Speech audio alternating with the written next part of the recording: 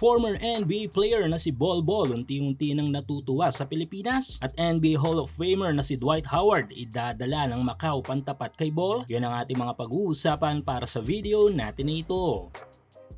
So patuloy ang panalo ng kupunan ng TNT Tropang 5G sa ongoing conference ng ating pambansang liga na PBA. Matapos ang kanilang masaklap na unang talo ay tila nakapag-adjust na nga ang mga ito at heto na't puro panalo ang kanilang nakukuha. At isa na nga sa malaking parte sa mga panalong ito ay walang iba kundi ang kanilang mahusay na import, ang 7'3" slim giant na si Bol Bol. Grabe kasi ang all-around na tulong ni Bol sa TNT na main reason naman talaga kung bakit nila kinuha ang serbisyo nito sa team. Hindi nga bumababa sa mga double-digit points ang kanyang performance every game or even bumaba man lang sa 30s. At ang good thing dito ay di lang ang performance ni Bol ang patuloy na nag-i-improve dahil nga nag-i-improve na rin ang kanyang engagement sa mga fans. Kung sa unang appearance nito sa liga ay nabatikos na tila pag-iwas nito sa mga tao or even sa media, ngayon nga ay nakikipag-usap na si Bol sa mga fans at the same time ay nagpapa-interview na rin ito sa media. Sa tingin ko ay naging epektibo talaga ang memo na inilabas ng PBA para mabago ang pakikitungo ni Bol sa lahat. At ngayon ay tila isang normal na na-import si Bol Bol kung saan ay pwede mong lapitan o kausapin. Isang magandang senyales para sa mas maganda pang chemistry ng TNT. Pwede itong mas magbigay pa ng lakas sa kanilang laro since wala na silang isipin sa issue about dito kay Bol. Suportahan ang inyong paboritong team sa PBA, NBA at MPBL o kahit pa nga sa mga overseas league. Full details sa comment section. Pero kung sa ngayon ay tila wala pang makakapigil na ibang import dito kay Bol Bol, ay mukhang may isang kupunan na kukuha ng mas mabigat na pantapat dito sa 7'3"